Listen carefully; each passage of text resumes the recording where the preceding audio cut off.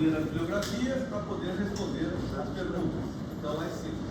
No caso de terapêutica, tem incluído aqui algumas perguntas e que vocês têm que tentar respondê-las. E o ideal é que vocês justifiquem as suas respostas baseadas no texto. Fica melhor. Aí o entendimento diz assim, olha, não pode ser uma, não pode ser a outra. E bom, algumas pessoas têm respondido, mas 30% que não estão ligando a mim. Tá? Só para lembrar vocês. É um exercício de que vocês estão entendendo aquilo que estão lendo. E aqui é uma forma de ler e responder aquilo que acabou de ler. Perguntas direcionadas, quer dizer, quem leu pode se basear na aula e tentar lembrar alguma coisa que anotou, mas é melhor ler para ficar mais sedimentado. Tá? Bom, vamos seguir. Então, hoje nós vamos fechar esse assunto de todas as possibilidades que podem ocorrer em doenças gastrointestinais superiores, do abdômen superior, que as suas complicações mais frequentes e mais graves são decorrentes de sangramento que acontece nesse compartimento. E as queixas principais a gente vem abordando, e a complicação mais temível é o sangramento gastrointestinal, decorrente de lesão ulcerosa. Aí vamos implicar exatamente o que a gente vai falar, as coisas que mais frequentemente causam essa complicação. Então, por isso que o entendimento dessas lesões de esôfago, estômago e duodeno, principalmente, no sentido de quadro clínico, já que não são lesões, como eu venho falando, não são lesões específicas, isoladas, elas às vezes em associação com outras patologias, sejam primárias do trato gastrointestinal ou secundárias, no caso de doença sistêmica, hipertensão, doença coronariana, doença respiratória. Então, vocês poderão ter a concomitância dessas lesões. Então, é importante ficar atento, porque esses fatores de doença atuam como fatores de risco.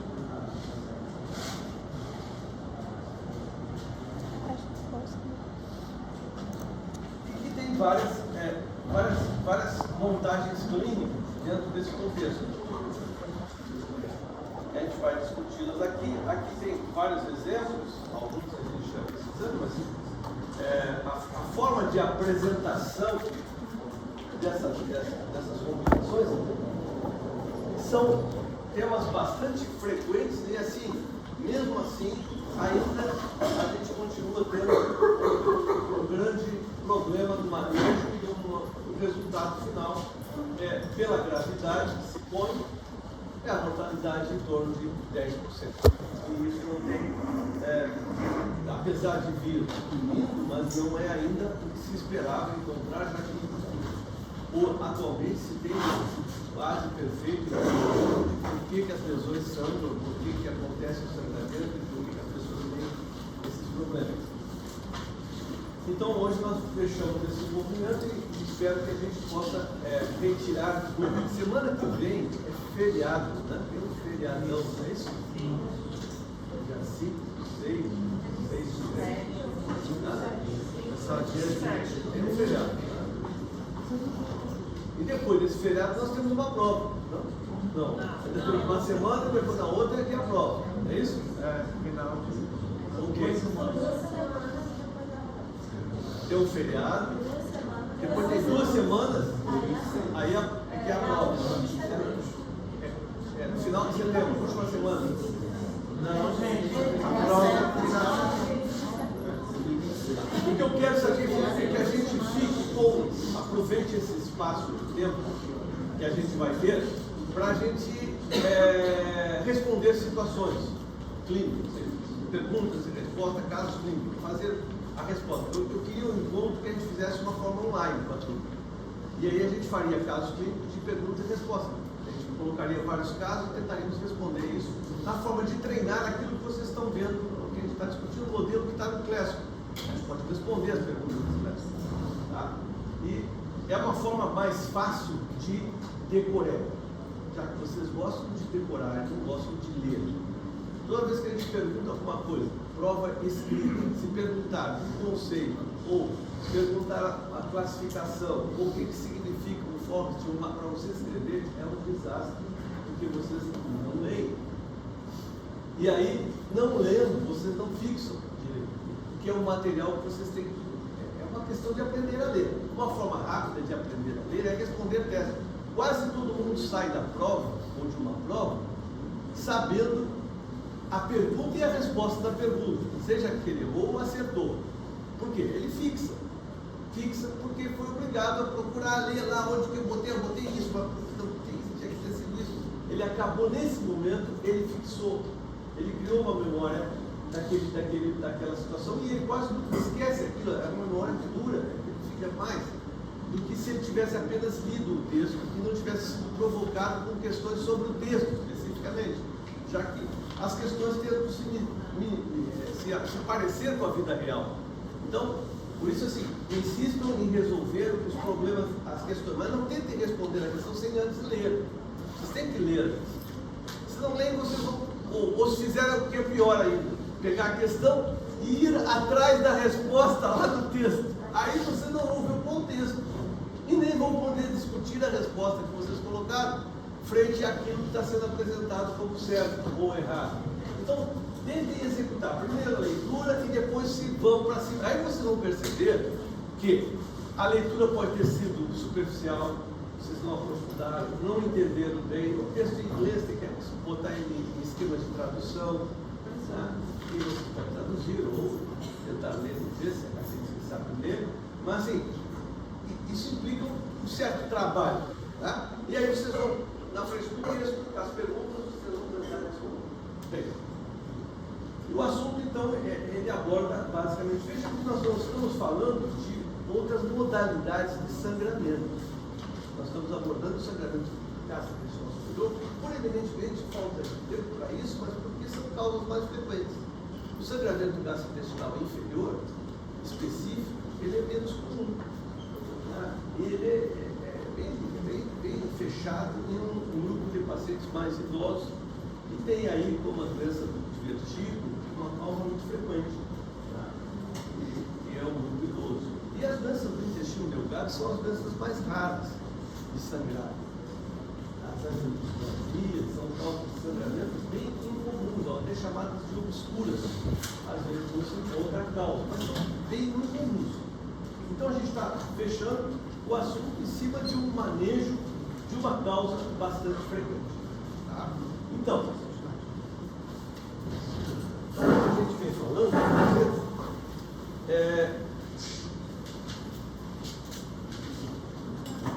o sangramento, então, é uma complicação de gravidade. Isso é importante que se entenda isso. Tá? E, geralmente, na maioria das vezes, veja que as estatísticas falam em 80% das vezes, o sangramento é autolimitado. Ou seja, o indivíduo nem fica sabendo que sangrou. E ele tem os seus mecanismos de defesa e o sangramento é contido por uma clínica, é evidente daquilo. Às vezes, se existe uma dor, mas ele não fica sabendo se houve o sangramento. Às vezes, uma anemia crônica, e às vezes é causa de um sangramento crônico, por pequenos vasos, que eventualmente sangram, eventualmente coagulam, param de sangrar e voltam a sangrar. São situações que acontecem no dia a dia. 20% dos pacientes que continuam a sangrar ou ressangram, esses as taxas de mortalidade são elevadas. Veja que aqui tem valores de 30% a 40% daqueles pacientes que têm ressangramento, porque se fecha em cima daqueles 20% que não pararam de sangrar no primeiro evento. Então, quando a gente fala 10% de risco de hemorragia digestiva e risco de óbito, a gente está se referindo àqueles sangramentos que não pararam. Né? Em termos do contexto de 20%, bom, mas 10% é uma quantidade muito grande, mas é um contexto daqueles pacientes de 20% que não pararam e continuaram sangrando. Pacientes com alto risco de sangramento contínuo, ressangramento, são os que mais se beneficiam com terapia médica endoscópica. Então, aqui surge um outro grupo de pacientes que a gente se refere. Já que a gente está falando de sangramento, que não pararam de sangrar, aqueles 20%, e aqueles pacientes que têm risco, que são pacientes que usam o quê? medicações que são agressivas, que causam sangramento por si só, ou que estejam em uso de medicações anticoagulantes, que causam efetivamente diminuição da agregação plaquetária, que é um mecanismo de defesa utilizado para conter o sangramento. Vocês acabaram de ver na cardiologia, é muito utilizado os antiagregadores, o AS, por exemplo, mais comum deles, o clopidogrel, são drogas que fazem com que o indivíduo tenha o sangue mais fluido, porque eles têm um quadro de doença, ou pelo processo de arteriosclerose, ou que tem uma circulação coronária ou vascular comprometida, e que aí exige uma medicação para melhorar o fluxo sanguíneo desses pequenos vasos. Mas, de certa forma, sistemicamente, eles contribuem para alterar os mecanismos de defesa desse indivíduo contra possíveis sangramentos. Então, isso são componentes de risco que a gente vai ter que entendê-los e reconhecê-los para que, de certa forma, a gente possa fazer uma atuação terapêutica. Então, são esses tópicos que são importantes. E aí, são os responsáveis por essas causas de maior e menor sangramento daquele ou outro diagnóstico. Bom, então, como a gente já falou, das potenciais, a úlcera péptica, isso eu vou falar de novo.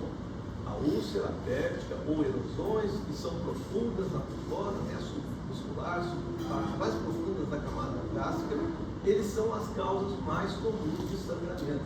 Isso na população geral.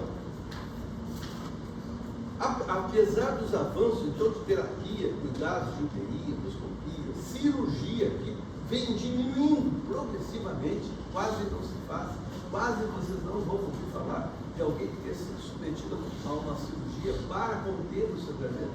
É bem comum. E incomum porque o efeito, o resultado disso não é bom, porque são pacientes que estão em alto risco, estão numa situação que passaram por terapia endoscópica e não deram certo, quer dizer, pacientes que são mal selecionados para o processo cirúrgico, como terapia de resgate de última instância, e óbvio vai apresentar ali altos índices de mortalidade. Então, o aumento então, da proporção de pacientes mais velhos é um outro fator que é importante no sentido de determinar esses aspectos epidemiológicos da hemorragia. Então, vocês têm que levar em consideração algumas coisas importantes. O sujeito está vivendo mais e, obviamente, estão se expondo a maiores riscos. Eles usam medicamentos, eles são mais expostos a esses riscos e, eventualmente, essa população mais velha tem maior risco. Então, a gente tem que ter isso em mente.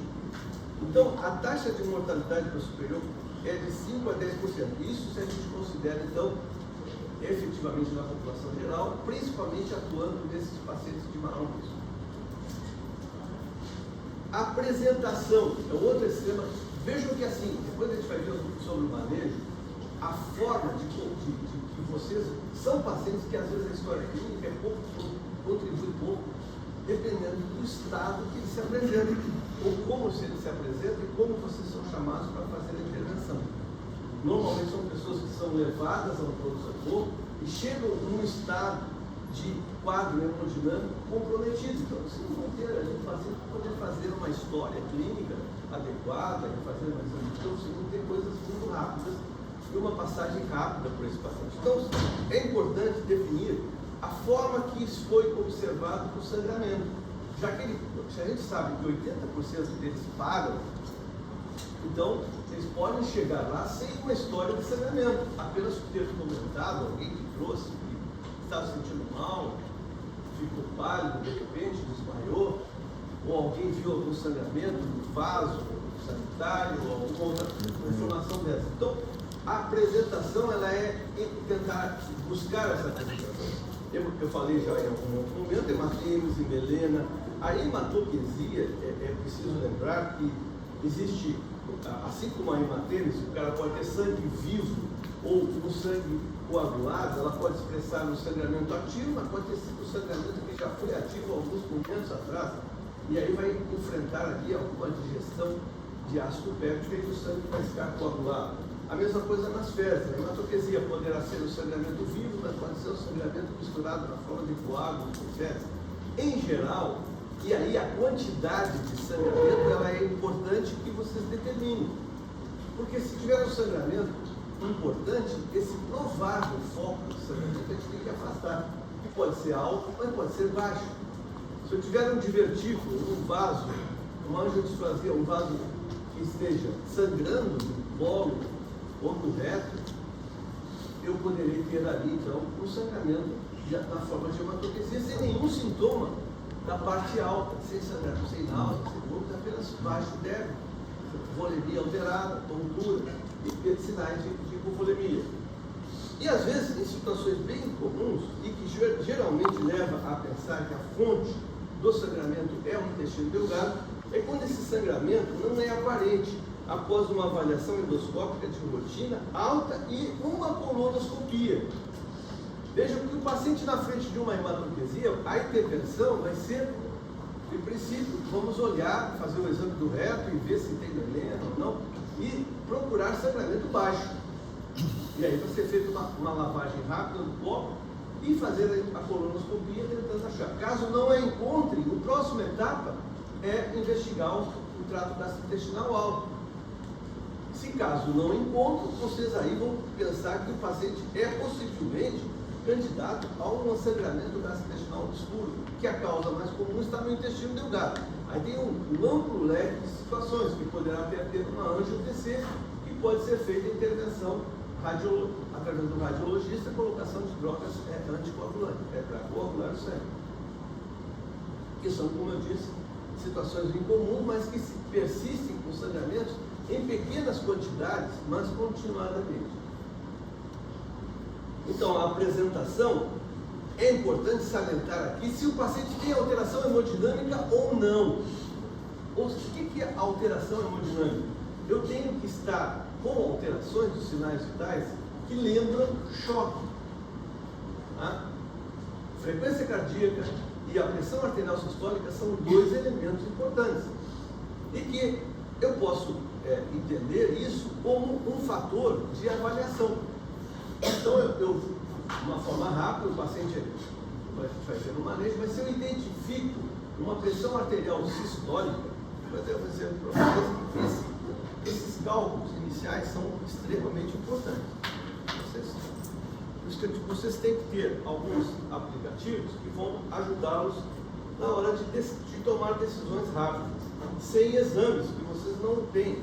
Isso é choque.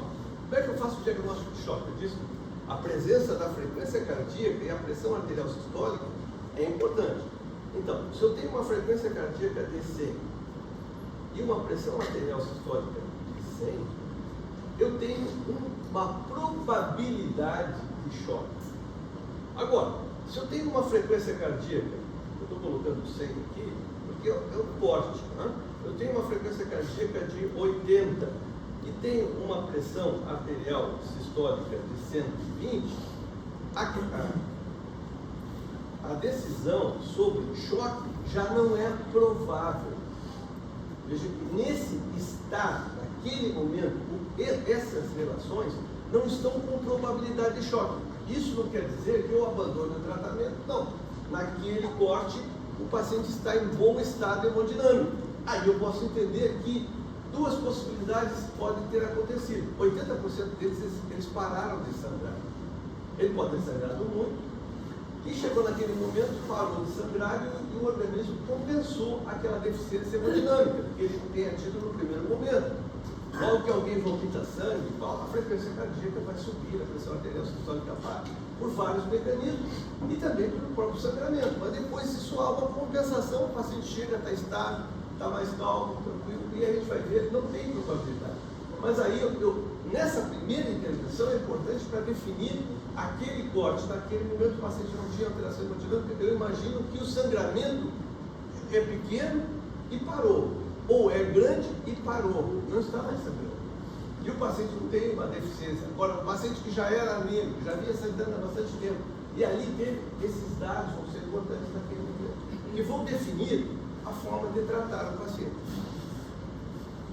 Então, claro, se eu tenho um paciente com hematêmia, ciberelha, hematoquesia, vejam que se eu estou com um paciente sangrando, É um outro estado que eu tenho que avaliar nessa parte inicial. Eu penso que se o paciente está vomitando, tem sangramento do membrana ativo, e uma coisa importante do exame físico, do exame médico, que eu presencio fisicamente, já que às vezes a informação do paciente é nenhuma, isso classifica o paciente como um quadro hemodinâmico já com probabilidade de choque e paciente grave. Então eu classifico ele como grave. Se não tem alteração hemodinâmica, o paciente não é grave. Essa classificação é bem simples, mas ela é definitiva naquele momento. E aí, para eu pensar em questões de transfusão, essas coisas, eu vou depender de alguns momentos para coletar sangue, fazer solução de expansor plasmático e todas essas coisas. Mas no primeiro momento eu tenho que ver e ter que tomar algumas providências naquele primeiro momento. Então a avaliação sempre, essa história clínica, a gente não vai tê-la assim completa, como a gente costuma entender, mas assim, algumas decisões naquele momento são importantes. A invasibilidade de sondas, de artérias do próprio paciente para a tentativa de manter a estabilidade ou alcançar a ressuscitação e alcançar a estabilidade.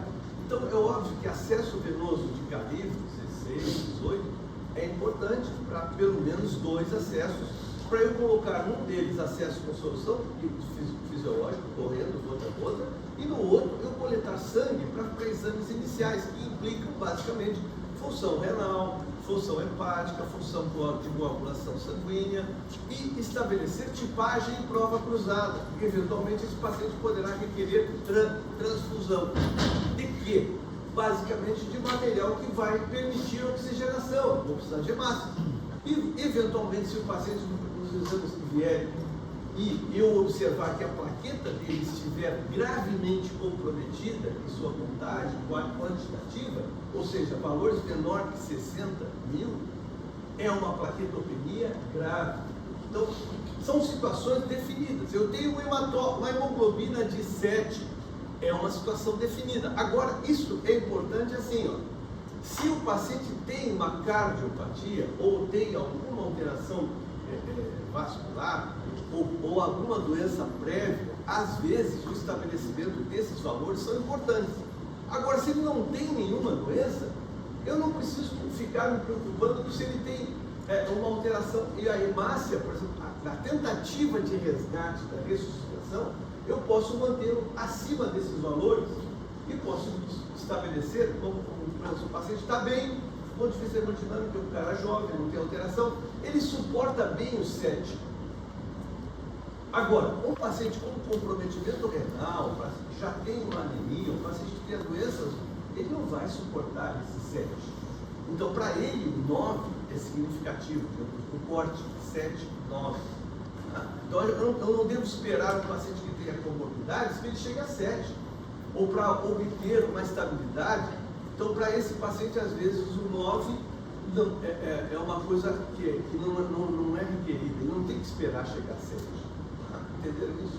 Então, fiquem com esses valores, porque é importante, vocês pediram sangue, vocês têm que estabelecer, olha, veio 9, o paciente tem um status hemodinâmico, ele está bem, ou não está bem, ele está desorientado, mas assim, um 9 para ele é significativo? Não, ele tem comorbidades. Então eu não posso manter, se ele estiver caindo, para ele é importante não acontecer isso. Porque ele tem uma comorbidade, eu tenho que garantir uma volemia um pouco mais segura para ele. O outro que é saudável, não tem doença, que consegue se manter saudável, o corte de hemoglobina mais baixo. A plaqueta, sim, o corte abaixo de 60.000 é um corte que não tem condições de discutir sobre isso. Embora a gente saiba, os cortes, os estudos mostram que transfusões de plaquetas, em geral, não são bem sucedidas e são acompanhadas de uma alta mortalidade. Bom, então, né, uma outra coisa que é discutível nessas primeiras tomadas do sangramento, veja que nós estamos tratando o sangramento sem saber ainda o que está acontecendo. É aquela primeira recepção que eu estou recebendo do paciente. Então, nesse momento, em textos mais antigos, eles falavam de sonda nasogástrica como uma coisa importante. A sonda nasogástrica, ela tem um status defendido porque a era da endoscopia mudou um pouco essa relação. Hoje, existem algumas coisas. Por que a gente usa a sonda nasogástrica? Exatamente para criar a visão do que está acontecendo dentro da câmara gástrica, em termos de continuidade do sangramento ou não. Só que ele implica um certo estresse naquele momento, broncoaspiração, uma série de situações que podem comprometer a sua utilização. Principalmente em sangramentos de volume alto. Então, a necessidade de utilização de drogas que nos deem essa clarificação da câmara gástrica, tem alguns cortes que nos mostram que é melhor que a sonda nasogástrica. Por exemplo, a utilização de eritromicina, que é um macrolítico, um antibiótico, e que consegue estabelecer procinese gástrica, esvaziamento gástrico e dar limpeza gástrica. Isso é interessante do ponto de vista de que a próxima etapa vai ser uma endoscopia. Eu preciso enxergar o que está ocorrendo. Então a eritromicina é uma droga que tem sentido. E ela tem substituído a sonda nasogástrica. Uma outra situação que tem substituído é a utilização de drogas vasoativas, como eu já falei antes. Drogas vasoativas criam uma vasoconstrição no território esplânico e isso clarifica toda a mucosa esplânica do trato gastrointestinal e aí vai propiciar uma visibilidade e parada de sangramento. Então, ofereço visibilidade e já estou tratando. Isso cria um tempo importante e necessário para o paciente se recuperar. E isso tem diminuído a utilização da sonda nasogástrica. Ela ainda é colocada e defendida em situações assim, de que eu não tenho acesso a essas substâncias, essas situações.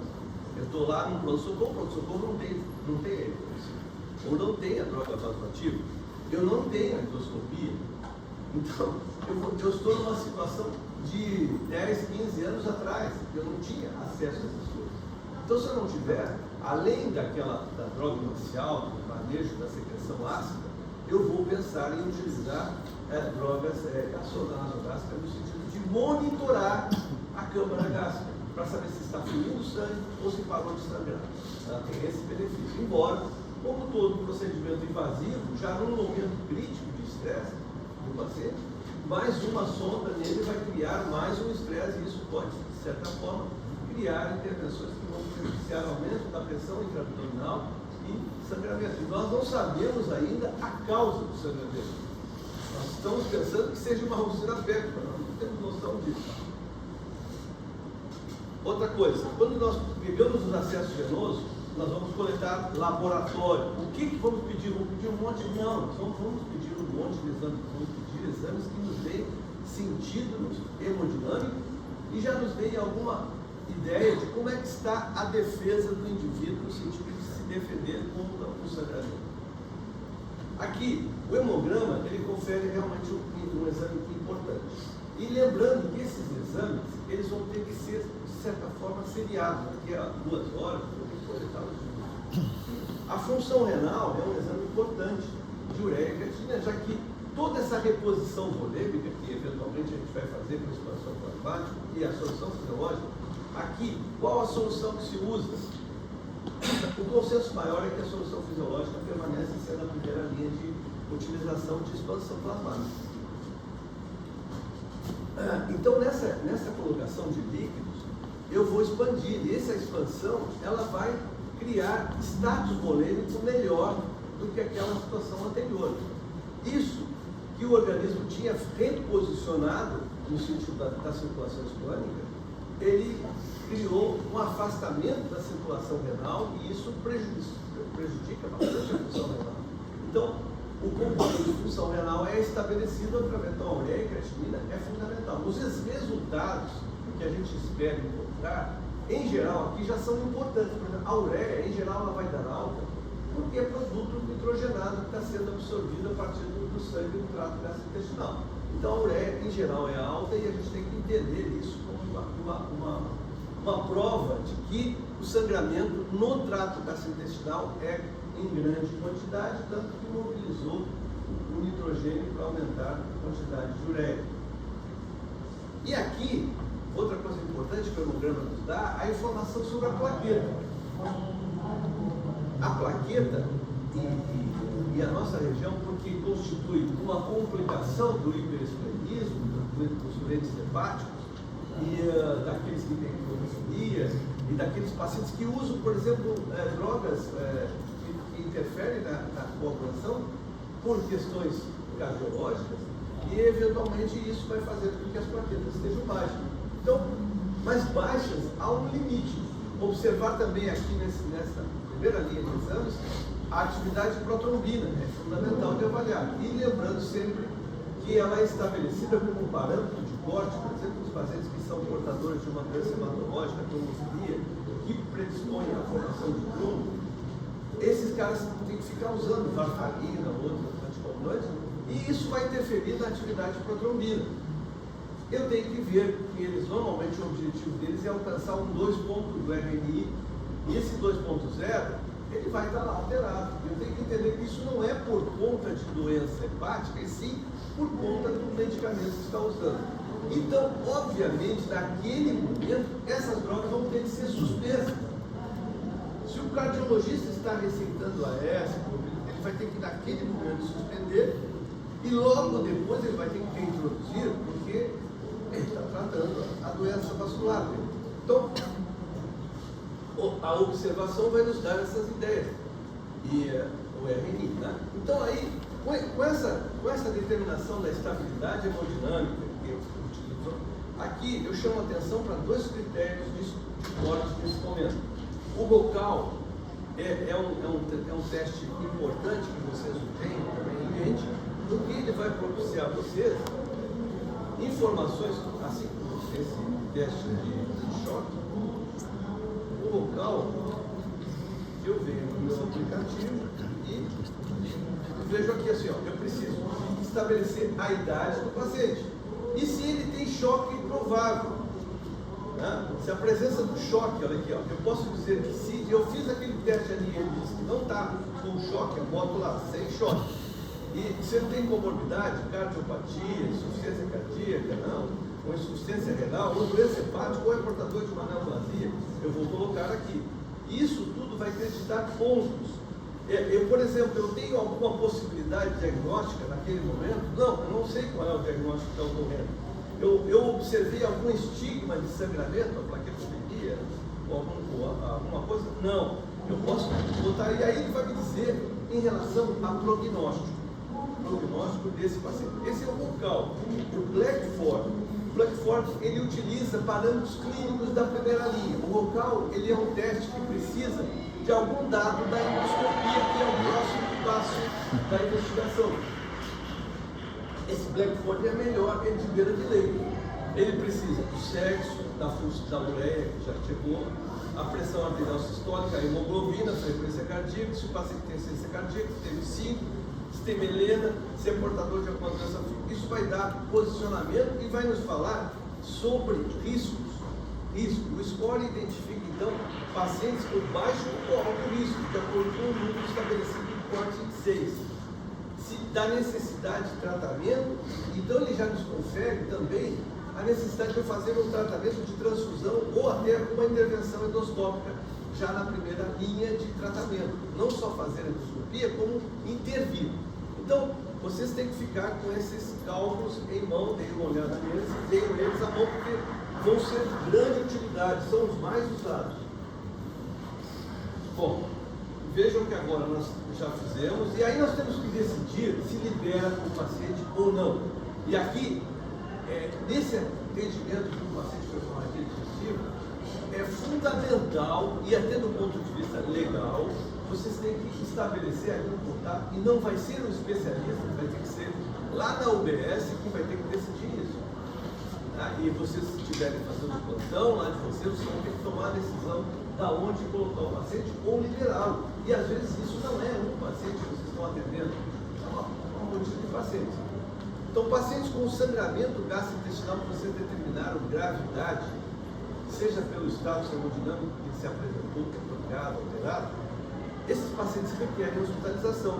Enquanto aqueles que apenas têm um sangramento, que tiveram um histórico, um sangramento, os sinais deles estão estáveis e que estão hemodinamicamente estáveis, depressão, e têm resultados de exame normais, aquele exame de primeira adrenalina chegar nele que você não tem que fazer, né? E são confiáveis, esses sintomas voluntários para serem realizados. Aqui, libera o paciente, os exames vieram normais, ele chega com histórico de sangramento, os sinais vitais estão estáveis.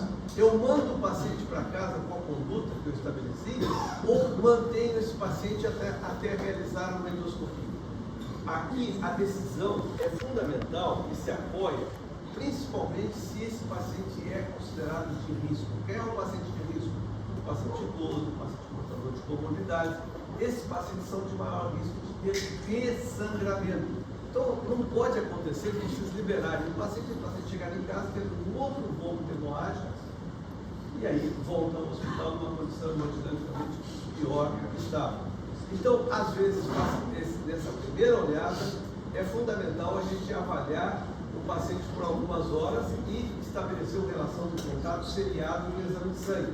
Se no retorno do exame de sangue, vocês não vão conseguir a endoscopia num período de 12 horas, não vai haver essa possibilidade, é difícil de conseguir. Então, vocês recebem de novo sangue, o hemograma continua inalterado, se o paciente está estável, assintomático, a família pressionando que esse paciente pode receber orientação terapêutica e ser liberado para o ambulatório.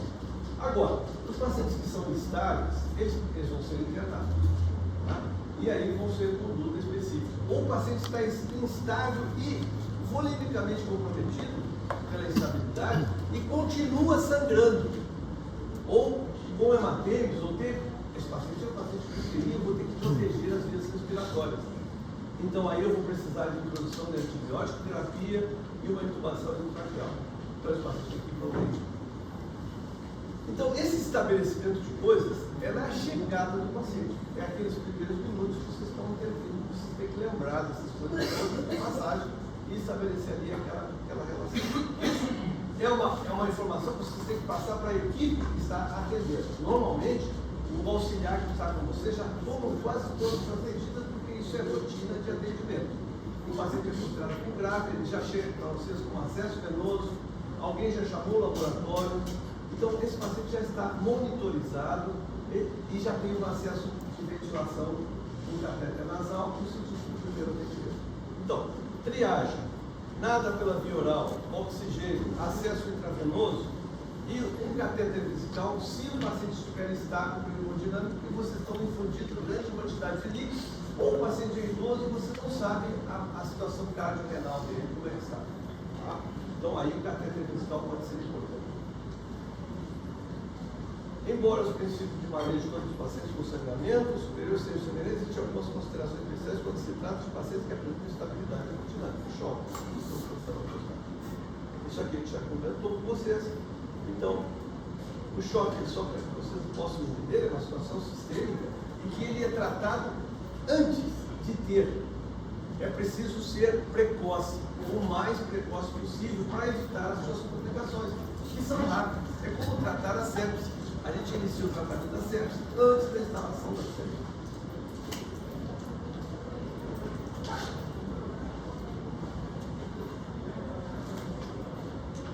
Então, aqui o resumo.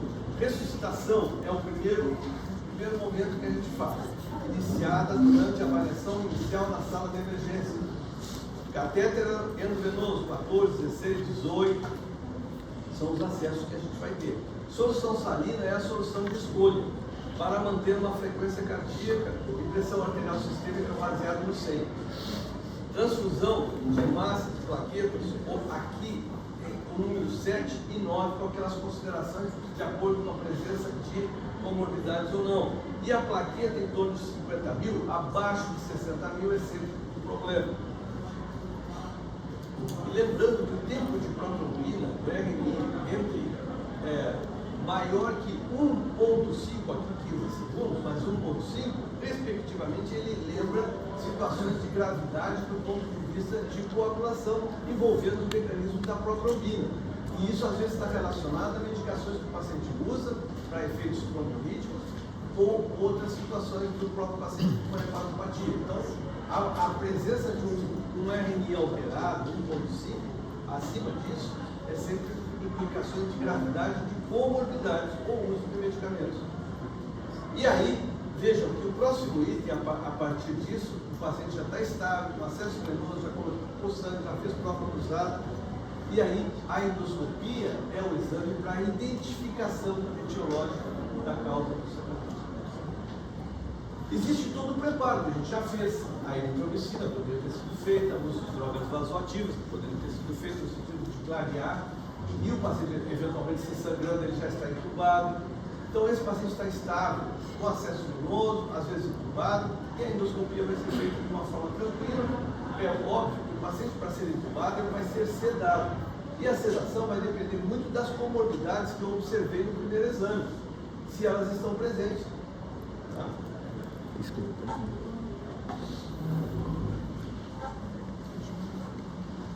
Nesse primeiro momento aqui, é bom chamar a atenção que se eu pensei em utilizar uma droga vasoativa como medida terapêutica e clarear a casa abdominal, eu tenho que lembrar que a droga vasoativa tem um probleminha, ela é vasoconstritora. E isso pode, de certa forma, intervir na vascularização miocárdica. Então é importante que lembrem disso, e uma eletrocardiografia ou uma troponina sérica, ela pode ser eventualmente socorrer você no sentido de o paciente ter alguma doença em andamento. A complicação do sangramento pode ocasionar a doença vascular, um derrame, um AVC ou mesmo um infarto do miocárdio. Isso pode ser uma complicação do próprio sangramento no grupo. Então, 55, 60 anos é um limite de idade em que a droga vasoativa ela deve ser questionada, no sentido de utilizá-la ou não. No paciente jovem eu não tenho muita dúvida, mas assim, no paciente com 55, 60 anos, mesmo com troponina e elétrica, eu tenho que questionar, porque o risco de ter uma AVC, de ter uma isquemia miocárdica existe. A transfusão a gente já colocou. É bom lembrar aqui, em relação a transfusões, que cada vez menos elas oferecem bons resultados que estão relacionadas com a morbidade e mortalidade. Então, transfundir não é uma relação boa. Sempre que eu vou transfundir, eu estou agregando ali morte e mortalidade. Então, os pacientes transfundidos morrem mais do que aqueles que não são transfundidos. É claro, só transfunde pacientes que estão mais graves, isso interfere.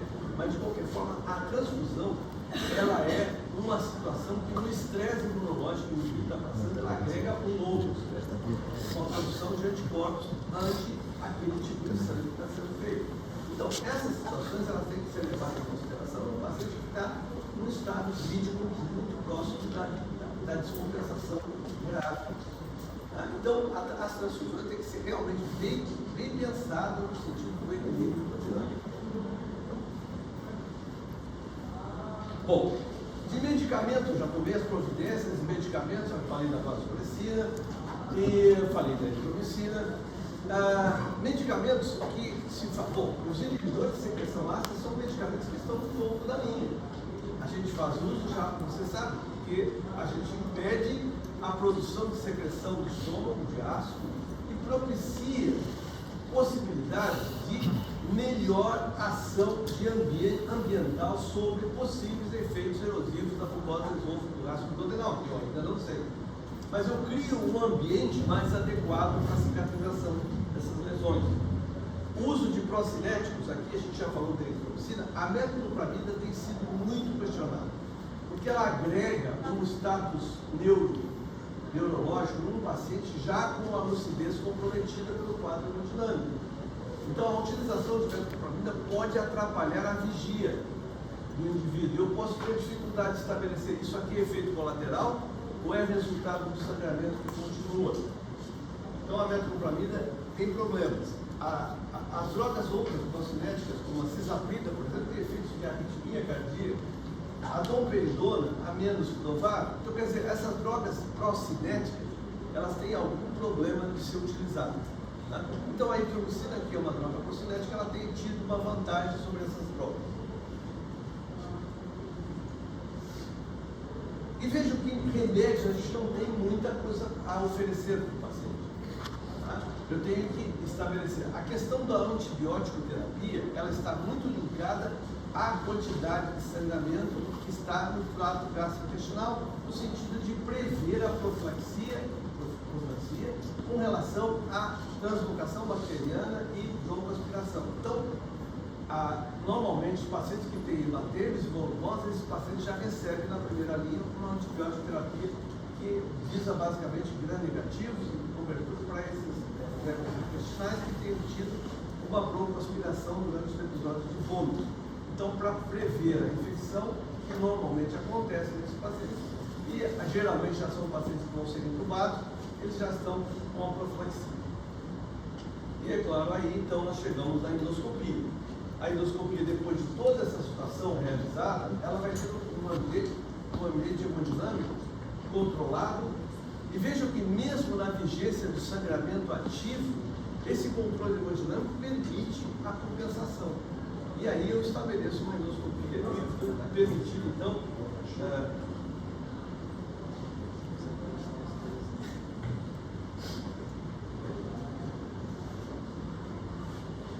o tempo. Um outro comentário sobre o tempo. 12 horas, 6 horas, 24 horas é o tempo que a gente conseguir estabilizar o paciente. Quando eu consigo estabilizar, é o tempo ideal. Isso vai depender do serviço onde vocês estão e o acesso. Em geral, a gente consegue isso 24 horas, quando a gente tiver. Quando tem endoscopia no serviço. Quando não tem que recorrer a um outro serviço, as dificuldades vão se tornando. Onde atenderam a hemorragia digestiva? Isso que é importante. A hemorragia digestiva tem que ser atendida no local em que eu disponha de condições de dar suporte de uma endoscopia. Tecnicamente seria isso.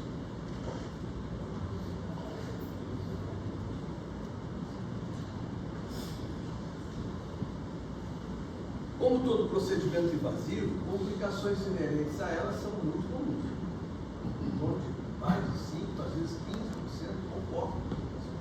Principalmente se eu tiver alguma intervenção. As intervenções endoscópicas, sejam elas por coagulação, infiltração de hemoclíticos, eles têm um risco de acontecer. Por exemplo, lesões esofágicas que têm varizes de esôfago, que têm que ser ligadas, elas têm risco de produzir mediastinite, pneumonia de aspiração.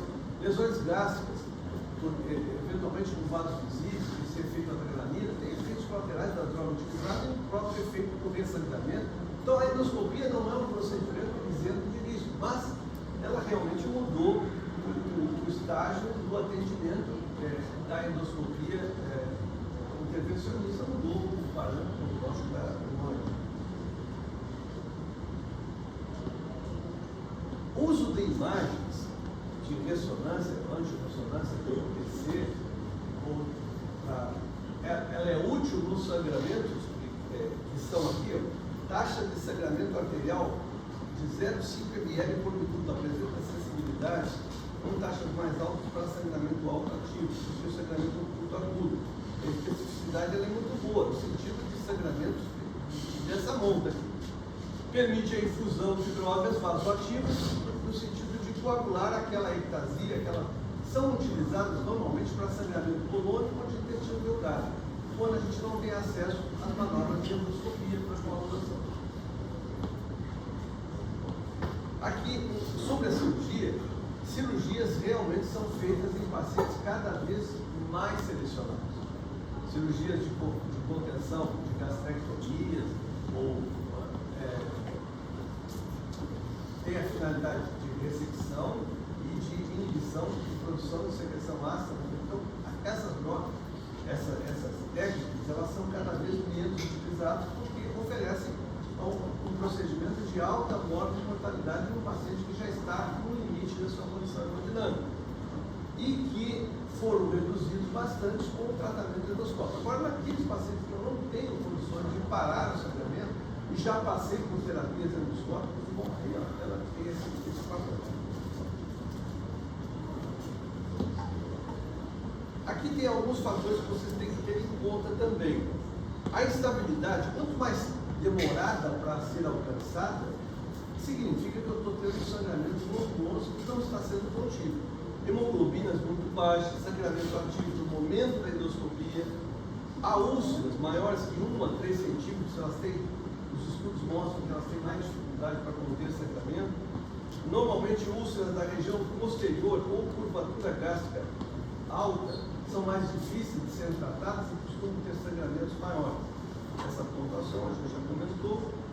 Aqui, na visão endoscópica, a presença do sangramento arterial ativo, que é o chamado forte no ar, ele oferece, olha só, 55% de ressangramento.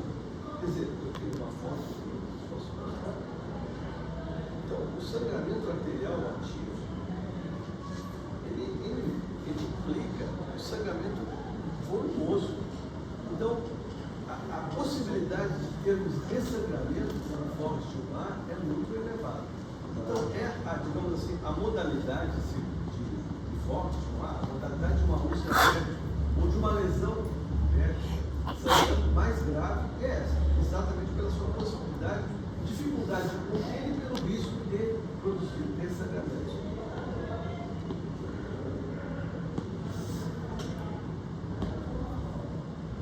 E vejam que a lesão de base limpa, uma úlcera com a base limpa da úlcera, o fundo da úlcera, sem evidência de sangramento, sem evidência de coágulo, sem evidência de vaso, oferece ressangramento bem baixo. Por que eu estou olhando isso? Bom, e o que importa, às vezes, não é o primeiro momento da visão da lesão. Eu posso fazer ali o tratamento e provavelmente eu vou obter algum resultado.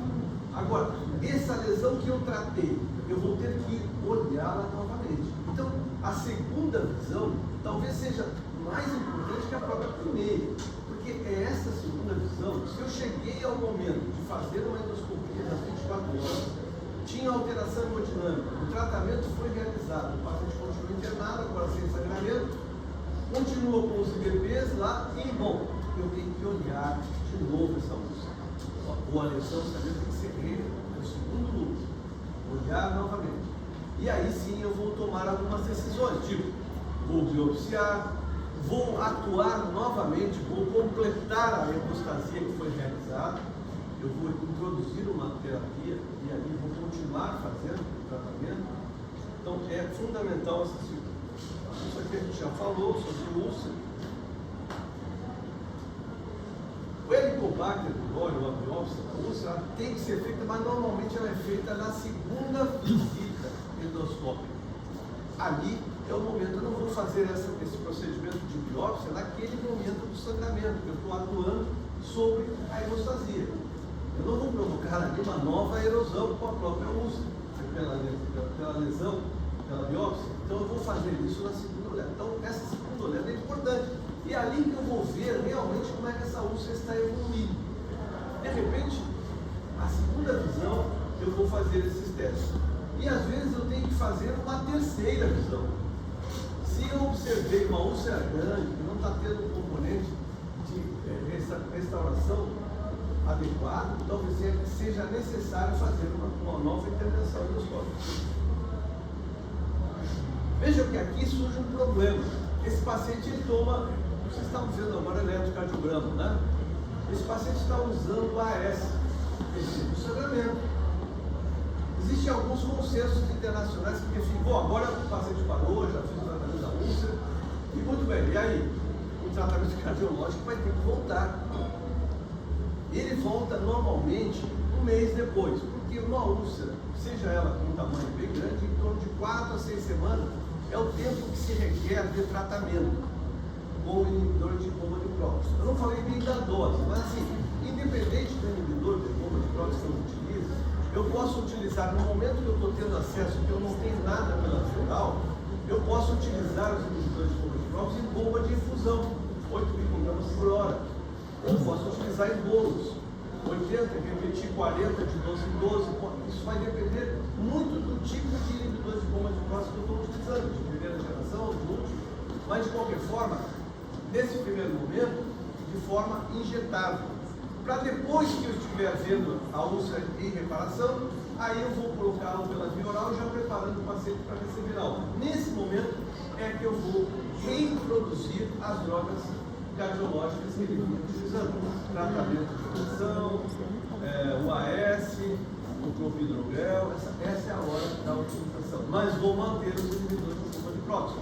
E também é nesse momento que eu vou fazer a erradicação do H. pylori, porque vai estar chegando o resultado da biópsia do segundo núcleo. Se for positivo, eu tenho que erradicar o H. pylori.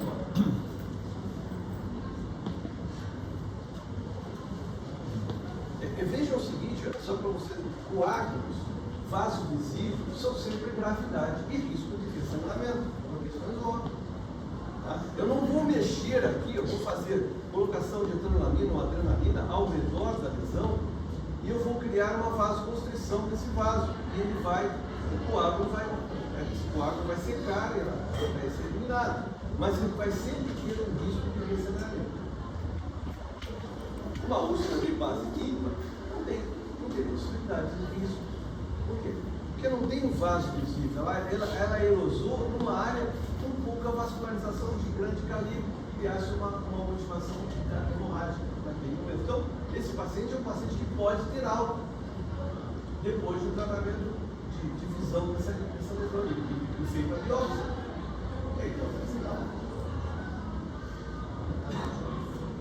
É claro que aqui, fatores preditivos de um mau prognóstico de uma lesão são óbvios, porque a classificação de vocal, né, eu já tinha dito para isso, a idade, e aqui tem um aspecto que começa a sangrar no hospital. O paciente internou para fazer uma cirurgia ortopédica, ou um cateterismo, ou um grande queimado, ou uma sepse, uma colestectomia, foi fazer uma cirurgia, e durante a recuperação teve um sangramento.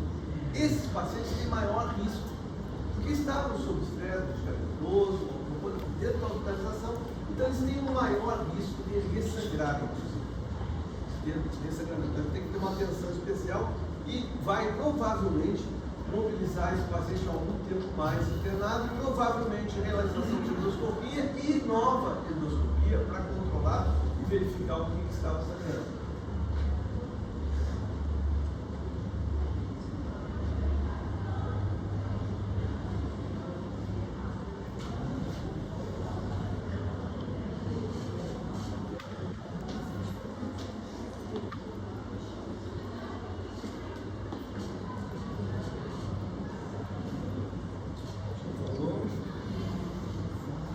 Isso aqui, a somatostatina, é uma outra droga vasoativa, são drogas vasoativas, assim como a termopressina.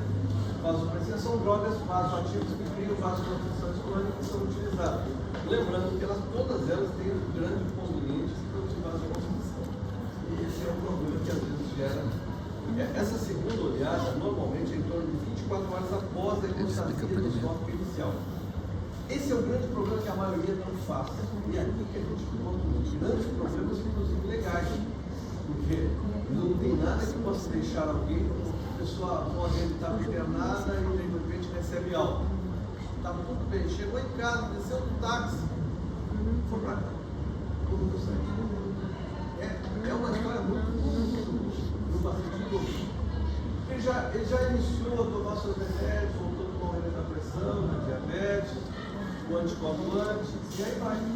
Começa a criar um risco. Então, a segunda olhada, ela é fundamental. Nunca esqueço disso. Às vezes tem dificuldade de conseguir. Espera, tenta, batalha, mas não libera o paciente na escura, porque esse paciente é um paciente de alto risco de ressangramento.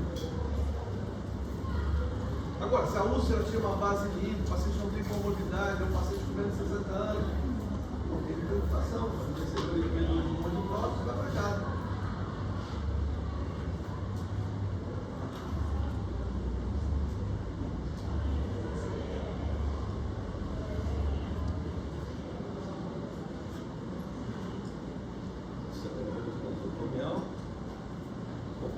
Esses pontos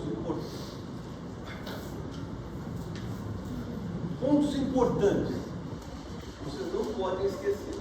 Causas comuns de sangramento. Receberam o paciente lá, mandaram você atender o paciente. Causas comuns, tem que saber. Talvez aqui, vários estáticos, vocês vão mudar.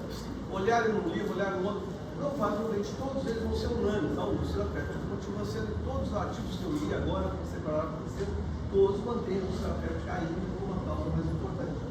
Aí depois vem a síndrome de Mallory-Weiss, que é uma laceração do esôfago, provocada normalmente por vômitos. Eu nunca esqueço do caso que foi Foi o primeiro plantão que eu tive na minha vida, tá? De médico, né? Eu estava lá de plantão e surge um sujeito que tinha hipertensão e tal, estava no aeroporto esperando o avião lá, que a filha dele ia chegar de viagem. E aí ele começou a comer lá um camarão, tomar uma cerveja, e aí se engasgou com alguma coisa na garganta, e aquela confusão toda para tirar o negócio e alguém bater nas costas, na mão, e aí nisso o cara teve bruta no vômito pro sangue e passou mal, ele levaram para o protocolo, lá foi eu de plantão. Tá?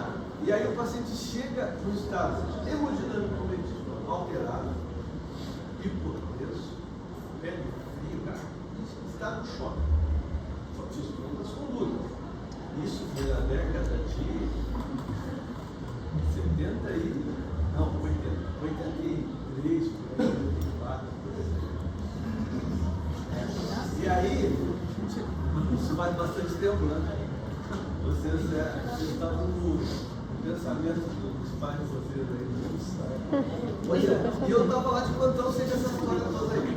Naquele tempo, não tinha muita tecnologia ao que eu dispor. A endoscopia era uma coisa assim, muito de vanguarda. Né? Um aparelho de 15 anos.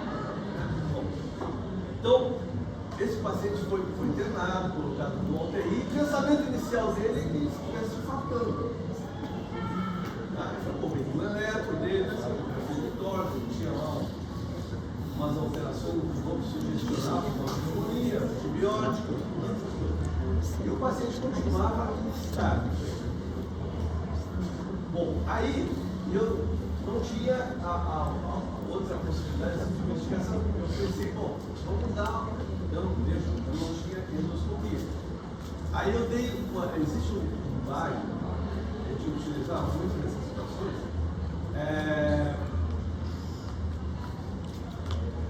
que era hidrossolúvel. Aí eu dei para o paciente e bati uma radiografia. Surpresa! O pulmão contrastado. Pareceu um contraste. O que é isso?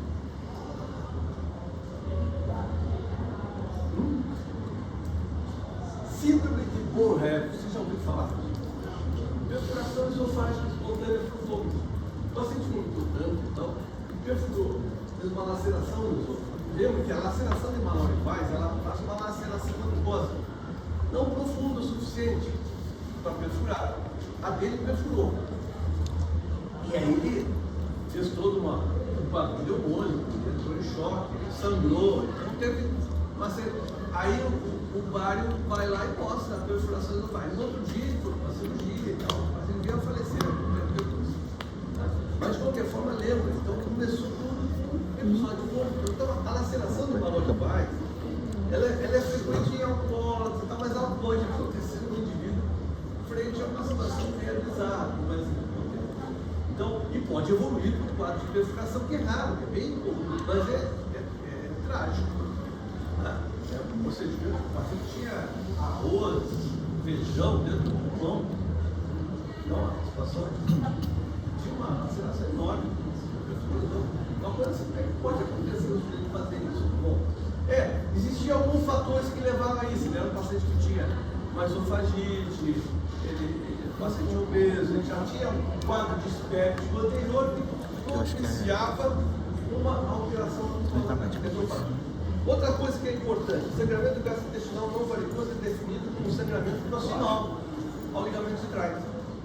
Outra coisa importante, a incidência da mortalidade vem diminuindo por causa dos inibidores de bomba de próton, H. pylori e a avaliação inicial, exame físico, história clínica, avaliação hemodinâmica e utilização desse inverso vocal para avaliação inicial. Manejo clínico pré-endoscópico é fundamental, estabilidade, depois o endoscópio e a classificação de focos, vocês têm que entendê-la direitinho. Lembrando que o 1A, sangramento ativo, é o mais grave e dá maior esse sangramento. Manejo cirúrgico vem diminuindo nas últimas décadas por causa da terapia do H. pylori e a internação endoscópica. Então, rapidamente, a gente viu aqui quadro espectro e suas principais complicações. Vocês respondam as perguntas. Tá? E aí vamos combinar que a gente aproveita o feriado para fazer uma reunião de tira dúvidas. Porque nós temos mais uma aula, também não, na outra, né? Depois do feriado tem uma terça, né? E depois tem outra terça. Então tem 2 terças de aula. Antes da prova, tá? Eu combino com você. Acabou?